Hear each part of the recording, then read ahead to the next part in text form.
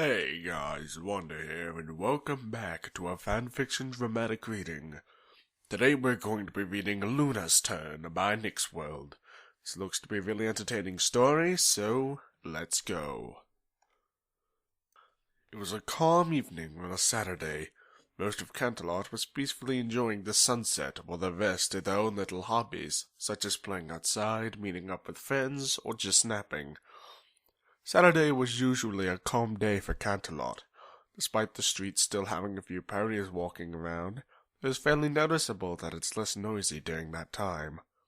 As for the princesses, they also had a fairly large window for a break before getting back to their duties.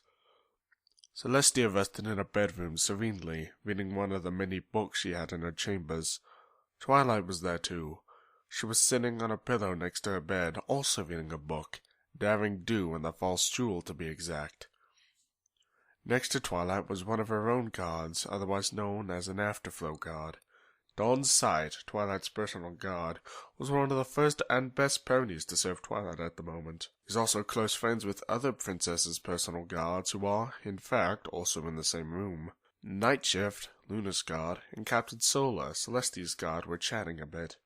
Solar was congratulating Shift for his wedding, and he also talked about his future plans for his family, all the while keeping a close eye on the princesses. However, all 5 ponies were startled as they heard some ponies slam the door open and walk towards Celestia with a huge grin on her face. It was Luna. "Huzzah! Celestia! We have arrived at thy chamber!" The guards sighed in relief at the sight of Luna and sheathed their weapons. Celestia glanced at her sister. "Oh, Luna, could you do me a favor and not talk that way? I think it's getting pretty old." Luna nodded happily. "Of course, you are the best pony in Equestria after all." Celestia suddenly suspected something. "Okay," she asked.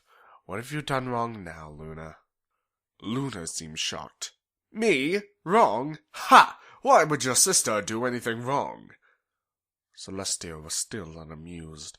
She raised her eyebrow, which ultimately led Luna to spilling the beans. Luna sighed. "I want to send you to the sun." Luna's words attracted the attention of all 3 of the guards. Twilight, however, didn't seem to care. Probably because the book was too interesting for Twilight to even notice. Celestia was a bit shocked. "Luna, you're not going to turn into Nightmare Moon again, right?" "No, of course not. I would never do such a thing." She shook her head.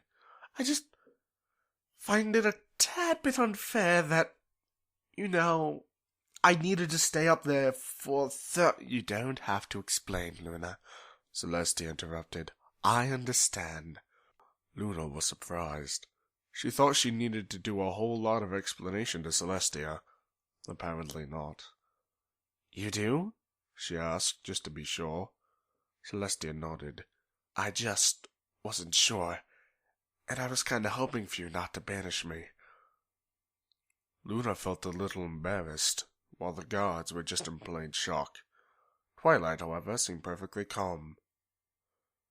Luna pulled herself together. She cleared her throat. "I just want to banish you for 2 hours." Luna felt utterly weirded out for saying that. Never had she thought she would say that in such a calm tone. 2 hours would be nice. It seemed Twilight just finished a book. Both of the princesses as well as the guards looked at Twilight. "What?" she asked. "I finished my book." They decided to just shrug it off and continue the banishment plans. Celestia nodded. "Very well, 2 hours it is. So we better start the—" "Actually, ma'am," Captain Solar said, "when Luna banishes you, does that mean I'm supposed to resort to violent actions toward Night Shift?" Night Shift flinched, knowing full well Solar is more experienced in close combat. Celestia looked confused. "Why would you do that?" "Well, it's simply because we are supposed to wage war against the one who banishes or causes harm or negative effects on you." "Well, don't do it for this banishment, then." Solar shook his head. "But it specifically says in the guard manual that—" "You have a guard manual?" Celestia asked. She didn't remember sending the guards with the manual.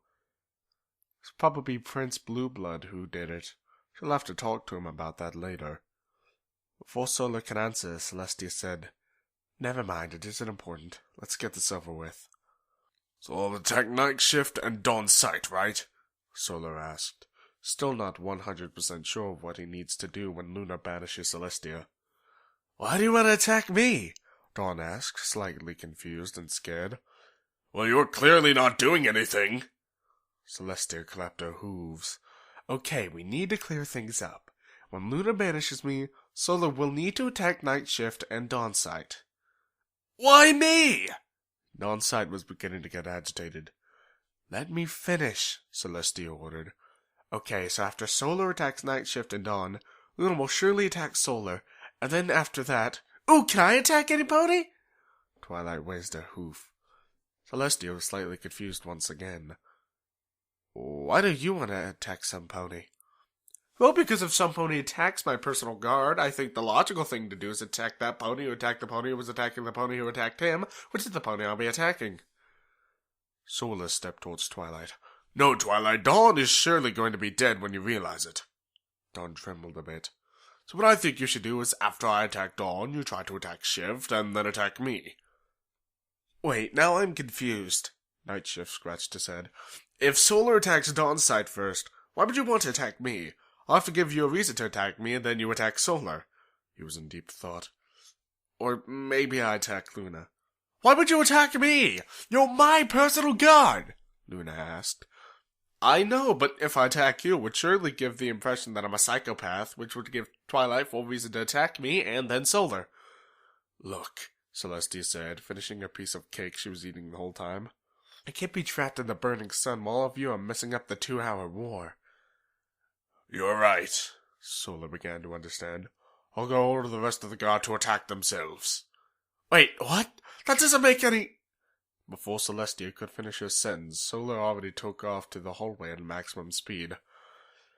"Well, I guess we're going to have some explaining to do." There was silence in the room for a few seconds, as they all took in the peace and quiet of no one arguing for that little amount of time. Luna came to a conclusion. "Sister?" Luna said. Celestia turned to her. "Yes?" "I realized something." "Oh?" Celestia was surprised. "What is it?" Luna hesitated a bit, but not long after she spoke.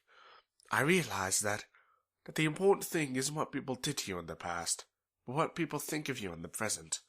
You may have banished me to the moon for an unfair amount of time, but it's already spilled the milk. It's in the past and it's unchangeable. But I think what we really need to focus on is the present and the future, what we can change, what we're able to change, and what we want to change." Celestia smiled. "You're right, Luna. I'm forever grateful for you realized— "To the sun!" Luna aimed her horn at Celestia. Celestia backed off. Wait! Celestia's attempt to stop Luna was useless, as hundreds of thousands of sparks appeared from Luna's horn and blasted the rainbow-colored aura towards Celestia. Sparks filled her body for a few seconds, shortly before the magical power vanished, along with Celestia's body, which was surely to be on the sun. Or in the sun. The two remaining guards stood there with their eyes open fully and their mouths agape. Twilight was also surprised and shocked. Luna? Are you sure Celestia will only be there for 2 hours?" Luna turned to Twilight, nodding and chuckling. "Of course! I modified the spellbook to only have her be banished for 2 hours." Twilight trusts Luna, but she only wanted to make sure of something. "May you explain to me how you changed this time exactly?" Luna grinned. "Of course!" She cleared her throat. "You see, the system that the banishment spell uses to calculate how much time a pony or thing is banished is used in hours. 1,752,000 is the amount of hours in 2,000 years. Therefore, I simply just needed— Don't tell me you put the number 2 in the spell." Twilight had her hooves covering her face. "Why, yes, I did put 2, since I want to banish her for 2 hours." Twilight started freaking out. Do you even know when that banishment spell was first made? Luna seemed to get a bit worried all of a sudden. No, actually. Twilight held Luna by the shoulders. It was made over 100,000 years ago! They didn't use our time system then! They used ocular chromosome time! 2 hours their time wasn't 2 hours our time! An hour was calculated every millennium! So? Luna backed off a bit. What are you trying to say? Twilight hesitated in fear of the words that will be coming out of her mouth. Finally, when enough time has passed, she spoke, way too scared to even shout. You just managed Celestia for 2,000 years in the sun. There was silence in the room for a while. Both princesses were just in plain shock. Not knowing what to do, Dawn leaned towards Night Shift. Should we start a war now? Night Shift nodded and then punched Dawn in the face, knocking him out instantly. He smiled and patted himself on the back. 1-0, Night Shift.